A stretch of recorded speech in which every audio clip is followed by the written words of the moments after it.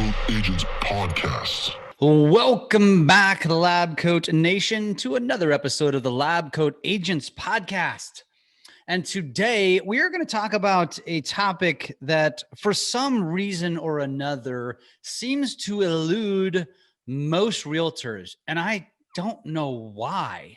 You have a first-class ticket to properties. So why do more realtors not get involved in the rental market?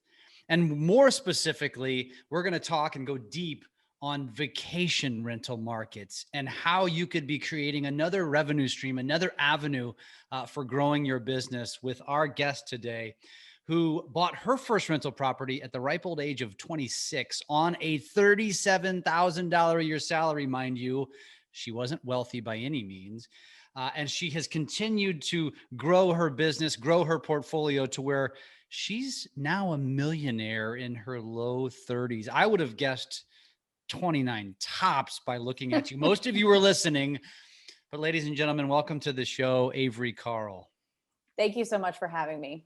Absolutely. So Avery, let's obviously assume that our audience has never heard of you. So tell our audience who you are, where you come from, and how you've kind of built your business to where you are today, where so many of us try to go and never make. Sure. So my name is Avery Carl. I kind of fell into the real estate business. I didn't grow up thinking I wanted to be a real estate agent. I wanted to be a rock star.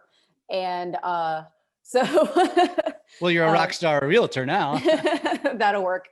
My husband and I moved to Tennessee from New York City in 2013. At that point, I was working on the marketing management side of the music business, and which pays basically nothing, by the way, because it's glamorous. You get paid in being able to say that you work in the music business. And I very quickly, after I finished my master's degree, learned about myself that I am a terrible employee. So when we moved to Tennessee, before I had my license, our agent at the time was trying to get us to buy in a really hip, fast appreciating part of Nashville. We didn't want to do that because we were moving from New York. We were sick of neighbors. We wanted to buy something out in the country in Tennessee and be left alone. So we did do that, but we decided to take a little bit of her advice and thought, well, maybe we should buy a rental property in that area and see how that goes. And we had no idea what we were doing. Don't ever just go off and buy a rental property without educating yourself. But we did that. Luckily, it ended up being really successful. We still have that one, just a regular old long-term rental. And at that point, we thought, okay, this is cool. We would like to build some more passive income and maybe scale this into a side business. And how can we do that? Because we only had one single family home worth of a down payment left. So we thought, okay, well, what can we do here what can we buy with this that will then that will cash flow the hardest so that we can go buy more of these quickly. And we landed on short-term rentals. We didn't want to do that in Nashville because the short-term rental regulations just change constantly. They're pretty volatile. Didn't want to get involved with that. So we went over to the Smoky Mountains, Gatlinburg, Pigeon Forge area, about 3 hours east of Nashville, and where it's been a vacation rental market for decades, well before Airbnb, even the internet. So the city's figured out a long time ago how to monetize that. You don't ever have to worry about them regulating against short-term rentals. It'd be way too detrimental to the local economy. So super safe place to do it. Again, ran off and bought something without having any idea what we were doing. Didn't know anybody doing it. Didn't have any mentorship at all. And that one became pretty successful pretty quickly. Scaled that into 5 of them within about a year and a half. 4 or 5 years later, we have 32 units. They're not all short-term rentals. Some of them are long-terms. We're working on a 20-unit multi right now. And I fell into actually having my license, because my husband is a terrible client and I felt horrible for all the agents that we worked with. It was embarrassing. And number 2, so I could do my own deals. So, and what grew out of that was friends saying, oh, how much are you making on that cabin in the Smokies? Teach me how to do this. So it just went from helping friends buy cabins to helping clients buy cabins. And then it became a real business. And I was able to quit my corporate gig after our second short-term rental and get my license and do real estate full time. And I'm a really big proponent of real estate agents building that second income stream through investing in real estate, because you never know what the market's going to do. And you always want to have a good, we don't get 401ks. So it's a really good thing to invest in that you have kind of an inside knowledge of. It's almost like insider trading, but it's okay to do. Yeah. Well, it's interesting. There's a lot to unpack right there, and several questions that I have. But one is that you backed into real estate, and we're talking to you realtors. I don't think there's probably too many listeners that aren't real estate professionals of some kind, right? And you took the obvious segue of the music industry into real estate, because that's an obvious segue, of course. But what I love about what you've done is that if you guys are doing any math in your head, I said that she bought her first one at 26. She became a millionaire by 31. She's only 32 now. I'm not a mathematician, but that's less than 6 years that you've now built this portfolio. And in other words, it's not too late. But my question to you to start is this. You another obvious segue, went from New York City to Tennessee, because everybody does that, of course, which Tennessee is an awesome place, Nashville especially. And Gatlinburg actually is amazing. The Smoky Mountains are a great place to vacation. But when we think of vacation rentals, most think Southern California, they think of Florida, they think of just, the typical Tahoe and, Colorado and those kind of places. And I think there's more opportunity abound than a lot of people realize. And that was my first question to you off the air was, does this conversation apply to anyone that isn't in any of those markets, which there's a far more. I'm in St. Louis, Missouri. This is not a second home rental market, but there is Branson, there is the Lake of the Ozarks, there are places around. And so let's squash that before we get into this conversation. For anybody thinking to themselves, yeah, I'm like Jeff, I'm in a nothing market. How can I capitalize on this? How do you react to that? There's a few ways you can capitalize on it. I mean, if you want to try and do the short-term rental thing, think about areas that are just a weekend vacation outside of your metro market. And I know a lot of agents refer things out that are over 45 minutes away. The entire first 2 years of my career, I drove back and forth 3 hours each way from the Smokies to Nashville to show properties. I was able to condense clients into like 1 or 2 days to where I'd only have to go twice a week. But I drove myself out there and did a lot of work. And some of the agents were much more welcoming of me than others. And some of them were like, what are you doing? I was working hard is what I was doing. So if you have to drive an hour and a half or 2 hours to get that inventory, because it's a tough market right now, then do it. There's no excuse not to, unless you're busy enough that you don't need to. But the other way to do it, if you don't want to focus on like a vacation home type investment, is, so what is a good investment in your market? Are there a lot of apartment buildings that are in good areas of town that might rent well? Are there a lot of apartment buildings that need work? There are a ton of investors out there who that's exactly what they're looking for, is an apartment building that they can rehab one unit at a time and add value to. Or are there a lot of single family homes that, maybe the mortgage on them 20% down would be $500 a month, but they're going to rent for $1,500, $2,500 a month. You just have to figure out what the best investment in your market is, because there is one. Figure out what that is, and then you can capitalize on that. Like if you live in a college town, college rentals, great thing. So every town has something, or the town next door to you has something. If your personal town does not, you just have to figure out what that is and how you can get into investing in it.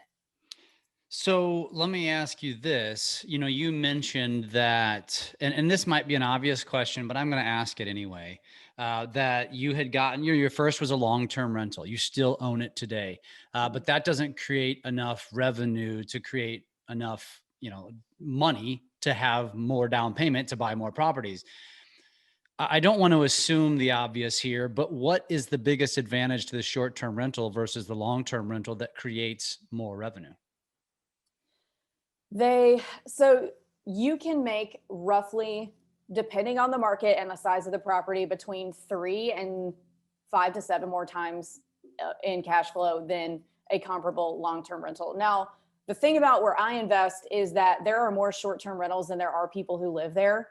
And it's entirely if something were to come along and wipe out the entire short-term rental market in that market, it's very unlikely that I'd be able to convert it to a long-term. So if you're going to invest in a true vacation market like that, you need to understand that. However, we did just have an absolute worst case scenario with coronavirus, and we broke even for the month that the national park was shut down. And then the tourism was like, bam, picked right back up where it started, where it left off. So, but if you're investing in a metro market, then you do have the option to be able to convert that into a long-term if something were to ever happen. So the very long answer to your question is the cash flow is just higher. And I don't think everybody knows that. I'm sure there are many agents that do, but that's why I asked the question, because that is a hell of an opportunity. And then again, going back to the first question, which was, I don't think a lot of agents even think, like you said, they just automatically refer it out. And give me a metro area and you can find a vacation market within a 3-hour radius. I would argue to say probably everywhere, right? And so there's opportunity around, you're just not thinking about it. So when an agent thinks to themselves or says to you, I do refer it out. Why would I bother? I think I know what you're going to say here, but what is your answer to that? Because like you said, you put the time and the effort into this. And so let's be honest, most agents are not too busy. They have time. That's one thing they have on their hands. So they don't have an objection. But what about the agent who is busy? Like, how do they overcome that? Say, man, you're right, I need to be doing this, but I don't have the time to be driving 3 hours at a time. So what can I do to crack into this, knowing that I just can't go visit these properties? You could hire a showing assistant that lives closer. You don't have to be like the investment agent to make investments. So, you do need to stick to your strengths. And for me, it just happened that my strength happened to be 3 hours away. So that's what I had to do. But if your strength is selling, farming your immediate area right around your home, then great. You have it easier than I did. But I was just, I was a brand new agent, and that's where my business was coming in. And so that is the opportunity that I took. I love it. I love it. So let's get into some of the more normal questions. Sure. So how does one choose the best market to invest in? Is it just proximity? You mentioned that you're in 3 different markets. Why don't you share what markets you're in, and then tell our listeners, like, how do they determine where the best place to invest is? Well, depending on the asset class, luckily there are a lot of places, a lot of data online that you can just go on and look without having to come up with all of this independently. I came to my conclusions independently, just based on, in terms of short term specifically, places that I vacationed with my family growing up, where we rented a house or a condo and not a hotel, because those are the areas where there's going to be very little hotel presence, where your regulations are going to be friendly, and where if you're doing that, most of the tourists are probably doing that as well, and that's probably going to be a pretty decent market. However, there's lots of data now. There wasn't really when I started, where you can just do a Google search. There are rented.com has a top 20 best places to invest in short-term rentals list every year, and Gatlinburg and Pigeon Forge are always right at the top of it. Destin, Florida, where my other rental is always in the top 5. So it's really just a quick Google search away, and then you just want to verify that independently after you read through. But if you're looking to invest in somewhere a little closer to home, there's also tons of lists about best places to invest in single families, best places to invest in multifamily or small multifamily, because you can do an FHA or primary home loan on anything up to 4 units. So maybe you start that way. That's called house hacking. So you could go buy a 4-unit, live in 1 unit, and rent out the other 3, and you don't have rent all of a sudden. And then now you have income. Not only do you not have a mortgage to pay, it's being paid by your tenants, you also have income on top of that you can then use and go invest in other things. So it really just depends on where you are in the country, how far away you are comfortable going with your investment, or if you want to keep it close to home, what asset class in your hometown is going to be the best option. What is your number one strategy for finding these? Are you going through portals, or are you Googling? How are you finding them? The ones that I've bought, Mm-hmm. in terms of How am I finding the market, or how am I How are finding you the property? finding the actual properties then? So the first couple were right on the MLS. I bought a lot of them right off the MLS, because the thing about vacation home areas is that for things to become distressed generally, you would have to, people are going to sell off their second homes and their investment properties well before it gets to their doorstep of their primary home. And then their property is distressed and they have to sell it for a discount. So I found a lot on the MLS, a lot from just, I sell so many of them that I have a lot of relationships with investors who are ready to sell. And then my one in Florida was actually a foreclosure, and we had to do a full rehab on it. Wow. Awesome. So you mentioned the word, I think you did, mature vacation rental market. What does that mean?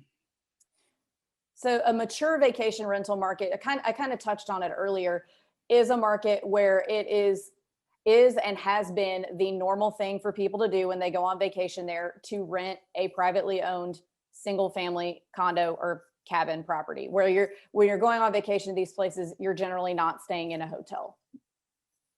Got it. And why is that type of market preferable over a non-mature? I guess, would that be called a young one? Yeah, I guess so. So the mature ones, the difference is not necessarily how old the market is, but how long it's been a normal thing for people to rent privately owned properties. So like Gatlinburg, that's always been the thing that people do. They go to Gatlinburg and they rent a cabin. Whereas in Nashville, for example, everybody has always rented hotels until Airbnb came along 15 years ago. So that would not be a mature market, because like Gatlinburg, where they have figured out how to do the taxes, the local occupancy tax, all of that years and years and years ago. Nashville is just now starting to have these clashes with the people who live there and the people who own the short-term rentals that are in their neighborhoods.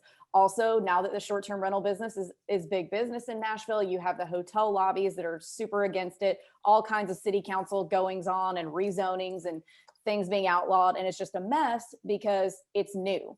Yeah. Where in these other markets, it's been around for a long time. So it's just business as usual. Sounds to me like you're talking about markets where, like a metro market where there's more owner occupants, that's typically going to be a younger one, AKA just a more challenging one. Because I mean, even in St. Louis, for example, you can't just go buy, most of the condos downtown don't allow with short-term rentals, which I know most of you are familiar with. And I guess that probably has a lot to do with it as well. But you mentioned Airbnb. And there's VRBO and there's other outlets and whatnot. So when it comes to, I guess we're kind of jumping straight ahead here, but when it comes to buying these and then renting them, what is the best strategy for marketing the property then? Do you use Airbnb, VRBO, and those other platforms? Do you use a good old fashioned Craigslist or local media outlets? What do you do? What do you recommend? I recommend a mix of Airbnb and VRBO. There are plenty of other platforms that you can use too, but we've tried a number of them over the years, but I found that we stay so booked on just those two major ones that we don't complicate our lives with trying to add a bunch of extra stuff. So, let's go back to the very beginning here, which I know there's going to be this objection, which is down payment. Do you have any suggestions for anybody? Because typically there are loan options out there, but financing is going to be challenging. And so that leads to obviously one, down payment. Like if I'm struggling with a down payment, are there other options for financing? And just two, in general, like what do you suggest in terms of financing? Because I'm actually in the mortgage space and I know that investment property loans are much more challenging and much harder to qualify for than a primary or even a secondary. And so what kind of advice or what kind of experiences do you have that you can lend to people on that? Conventional investment loan, 20% down is the normal thing that people usually do.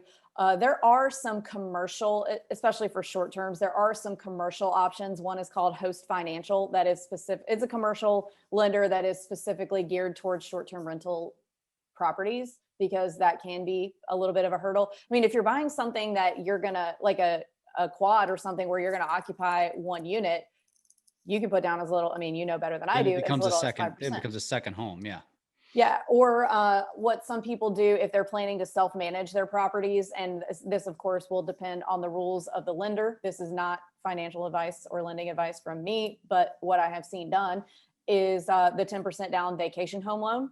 People will do that if they plan to self-manage it. And if it's 65 miles away from their primary and they intend to stay in it for more than 14 days or for 14 days a year-ish is the general rule, I think is the Fannie rule.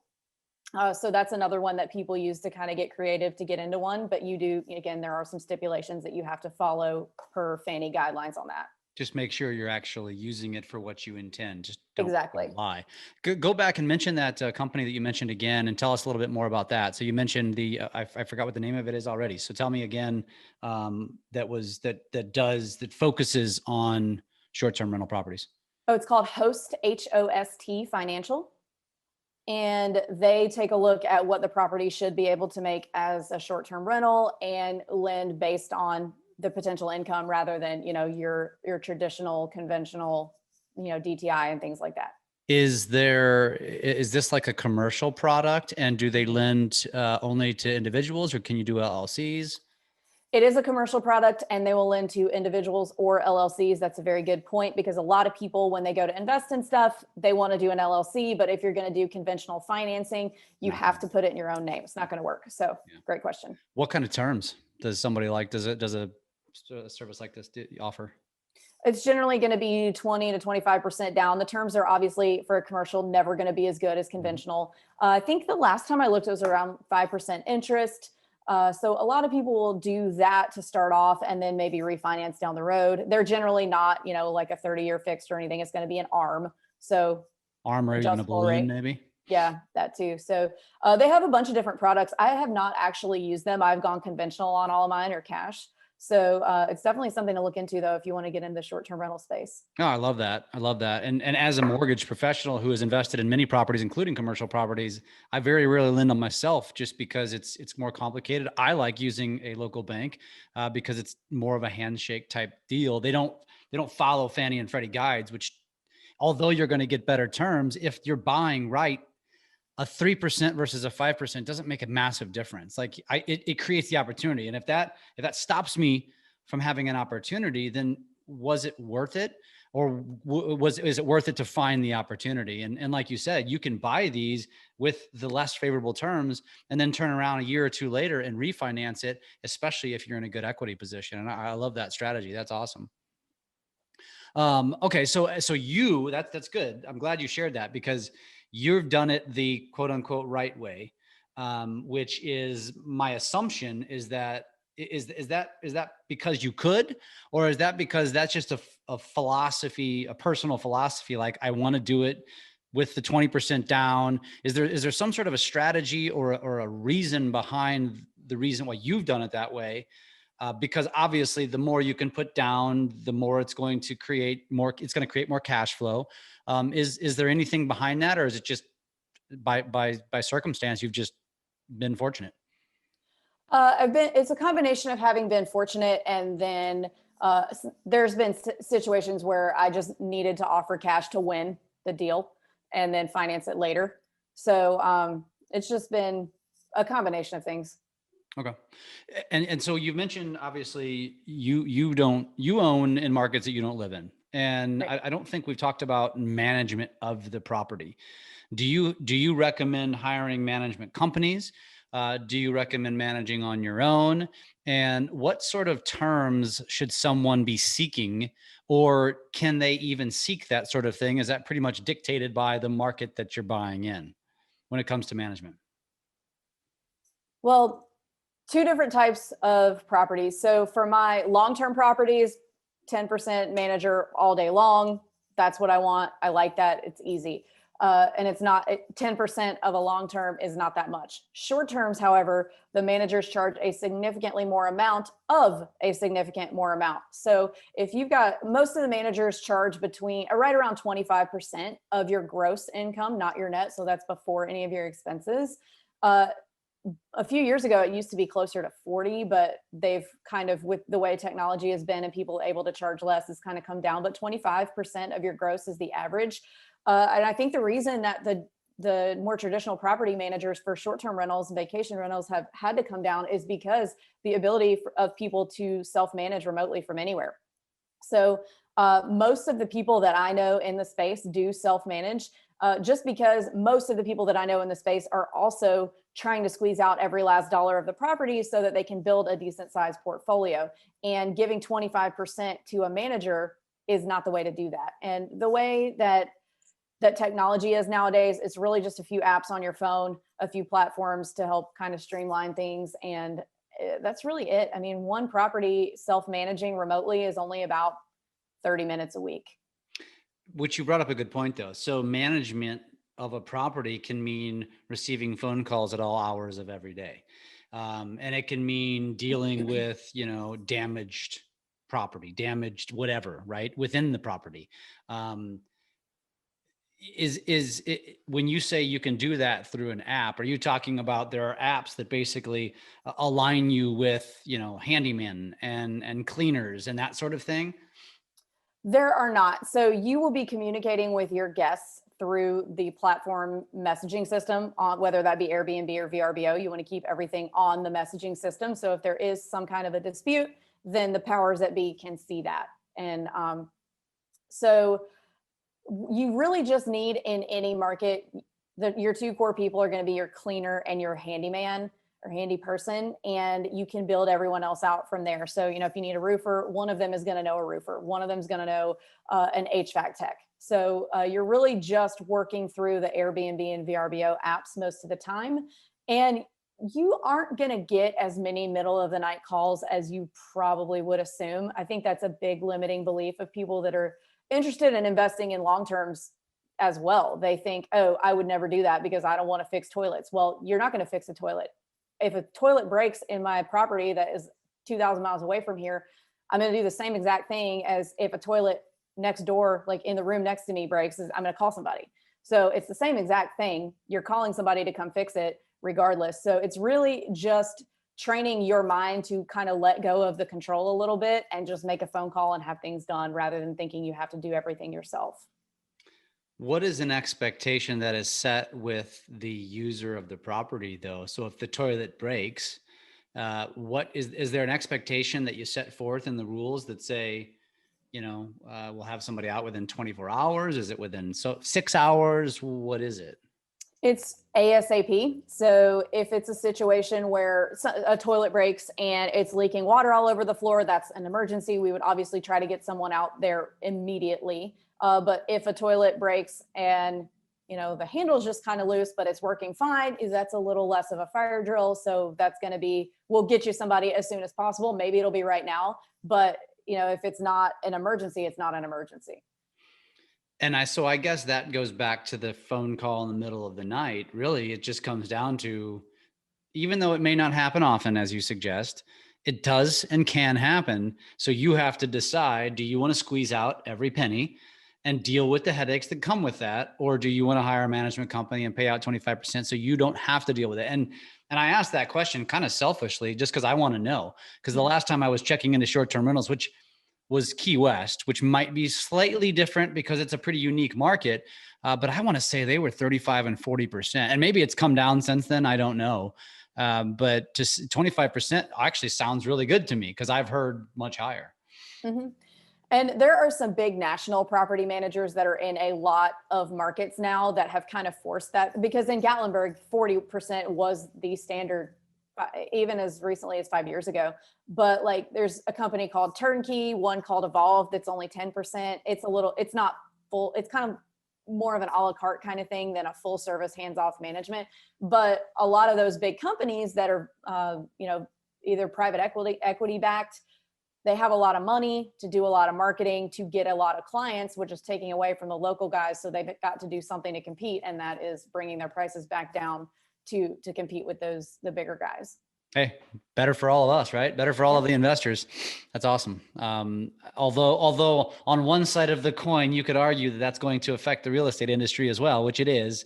There is some benefit because it's helping on the other side of the coin. So let's break down some hypotheticals on profit. I think people need to know, like, what are we talking about here? So I guess use yourself as the example. You know, you've got Gatlinburg, you've got the panhandle of Florida, and I think you said you've got Alabama, which is kind of just off of the panhandle. In those markets, which are very common, especially the panhandle, a very popular second home, short-term rental market, what kind of profits can someone, or what should they expect? What should they be looking to turn in order to make it the right investment? So there are a few metrics that are most commonly used when assessing short-term rental potential income. One of them is expressing the income as a percentage of the purchase price. So if you can get 10% of the purchase price, that's like a base hit. If you can get anything between 10 and 20, that's pretty good, like worth buying probably. And if you can get 20% of the purchase price in gross income, then that's considered a home run. Gross annual. Gross 20% of the annual. Yes. Yes. Got it. So that's the way you should be looking at it from a 30,000 foot level. Mm-hmm. How much can you get annually? But then how do you determine this? Like, where are you getting the metrics or the data from to determine how many months out of the year that you can realistically be occupied? A combination of a few things. So even if you're not planning to necessarily use a property manager, it can be beneficial to get some projections from some of the bigger ones. And then also just getting on the Airbnb and VRBO platforms. I call it the enemy method. You go on and look in the neighborhood that you are planning to buy at comparable properties that are similar to yours, and say, okay, well, what's this person charging per night? You can't see their obviously annual revenue or occupancy rate. You can only see what's right in front of you for like the next 90 days, but you can get a pretty good idea of what they're charging on the weekends, on the weekdays, what the average cleaning fee is and things like that. So you can kind of get, and you can also take a look at their reviews. That will give you a decent idea of how booked it is and the seasonality, because you can see the date of each review. And not every guest is going to review, but most of them do, at least on Airbnb. So you can kind of get a gauge of how often people are staying there. But it's definitely, taking a look at your neighbors to see what they're doing. So where do you go, or how do you find out an occupancy speculation? There's got to be a way to do it. Yeah. So there are some short-term rental specific data companies out there. They're not perfect, but they're all right. AirDNA is one. Mashvisor is another one. A lot of the big national property managers have a lot of data like that because they have so much money. They can just, they have access to data and tools that we don't as just regular people. So you kind of just have to get as many data points as possible, rather than just taking, the rental history, for example, taking that at face value, because that is, at the end of the day, a variable. It's just what one random person or manager has been able to do with one property. So you need to get as many data points as you can to get a really good picture of what something should probably do. Do you ever extract that data from local realtors? Not usually, because most of them don't have it. They don't even have any speculation. Yeah.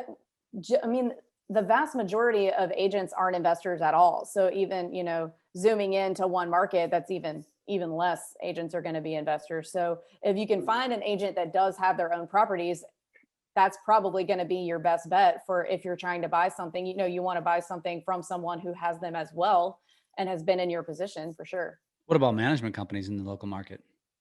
Yeah, you can definitely get some information from them too. They're willing to share that type of thing. I mean, I don't know why they wouldn't. I was just curious. Yeah, they're willing to share it because they want you to hire them. So, they're going to give you really great customer service and answer all your questions, because maybe you're going to decide that you like them and I'll just put my property with you. It's capitalism. Yeah. What about, so when you're doing this kind of data search and you're trying to determine, the ROI or the potential ROI, do you have any, what do you follow? So obviously you go get this data from wherever, an aggregator or from a local source, and they tell you, well, you could probably expect to have this occupied based on last year, 75% of the year. And so, you're trusting their word on this. Do you say to yourself, okay, cool, I'm going to get the data. It comes out on average of 75%. I'm going to build my analysis around, I'm going to take 10% off that just to be safe? or do you just work off of what you have when you're trying to anticipate? It's always good to be conservative for sure. And I always try to run my own analysis, based on my own experience of things uh and what my other properties have been able to do. But if you're a newbie, I definitely run your numbers on the conservative side. And like I said, just get as much information from as many people as you can and see. And honestly, when I first started, I went on Airbnb and messaged all my neighbors to see if there was any, if they could give me any insight, and have they liked having this property? Has it been a good idea? Was it the worst mistake they've ever made? And most of them would tell me to get lost and say, I'm not telling you anything about my business, which tells me that it was good. Yeah. So we got maybe one person to respond to us, and she had been managing her properties from Memphis, which is even further from the Smokies than we were. And she'd been doing it on her own. And for some reason, I don't know why in the world, she took time out of her day to talk to me several days, but she did. So it goes back to the enemy method. If you can get any of those other owners to talk to you, do it. That's interesting. I was going to ask you, that was my next question, was how many people actually were forthcoming about that? I mean, not many. That's in my DNA, but I guess most humans, it's not in their DNA. I guess it's a scarcity mindset, I guess. I don't. It is, for sure.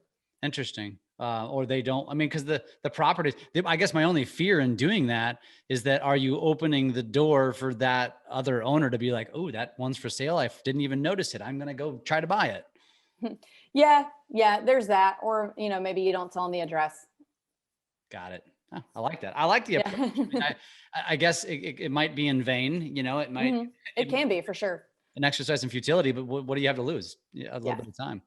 I love it. Well, Avery, what kind of in summary, in closing, what would you like to share with our audience just in terms of this entire conversation, which has been very enlightening, by the way? Oh, good. Well, I'm glad hopefully it's provided some value.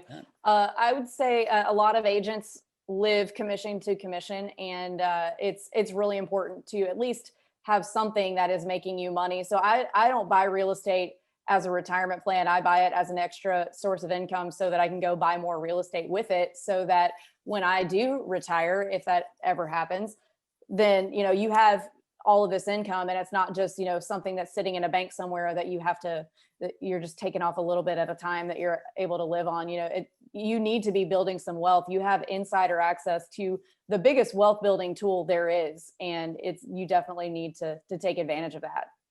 Do you act, one last question, do you act as the buyer's agent for yourself then, and then just take that commission and put it back into the deal, basically? Oh, yeah. Oh, big time. Yeah. And I know some agents who, if it's a competitive situation, then I won't.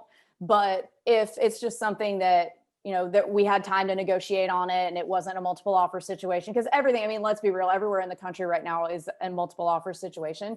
But if it's not like that, I 100% take that commission, and it's almost like you're only putting down a fraction of the down payment than you would have been otherwise. So I definitely advise taking either way. You can use it to your advantage, basically, because like you said, in a competitive offer situation, it just basically gives you more leverage to essentially offer more, right? Right. I love it. I love it. Well, awesome, Avery. This has been amazing. So if anybody says, you know what, gosh, this is a wealth of knowledge. I love what you've done. I love that you've done it at such a young age. I love that you've done it in such a short time. I want to connect with you. How do they find you? My email address and my phone number are right on my website at theshorttermshop.com. Theshorttermshop.com. And they can email you. Your cell phone's on there. Yeah, it's an app, so I can turn it off at nighttime. But yeah, definitely, I'll see it in the morning for sure. But email, text, it's textable, call. This is awesome. Yeah. Theshorttermshop.com. Avery, I really appreciate you being so willing to share. I think this is excellent information. I think this is going back to the intro, folks. If you're not investing, this is for you. This is what you should be doing. You have the expertise based on what you do for a living to leverage and use this to build more wealth, and maybe build retirement, maybe build an extra stream of income, maybe just go get yourself a second home that you can have paid for by all the times by renting it and the times you don't use it. There's so many avenues you can take this. I don't know why we don't talk about this more, but I'm glad we had you on, Avery. Thank you so much for being on, and go check her out at theshorttermshop.com. And Avery, let's stay in touch. All right. Thanks so much for having me. Thank you.